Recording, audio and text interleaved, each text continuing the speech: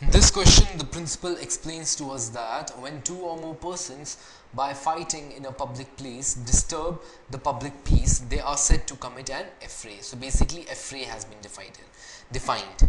Now, explanation which is appended provides that fighting means and implies actual exchange of blows between two or more persons, right? So this is the meaning of fighting. Now, the facts which have been appended in the question are: A and B were brothers and they lived in adjacent houses. Now, A had erected a partition wall, as a result of which a dispute arose between the two. Now, one day A was standing on the public road outside his house. B, on seeing him, came out of his house and started to abuse A. Right? So A also started to abuse B. So basically, both started abusing each other.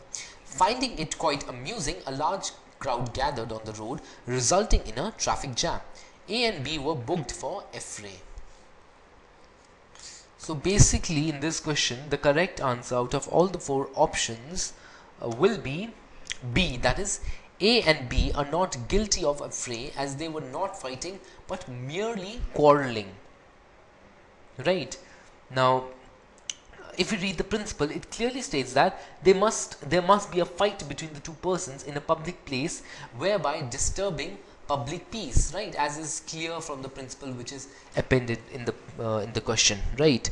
Now, in this case, if we read the facts properly, we get to know that the incident took place in a public place, being the public road, which was used by the public. Right? Again, there were two people involved, but another important essential is that there must be a fight, right? So from the facts, because the principle clearly states that there must be a fight between two or more persons, this is the important criteria.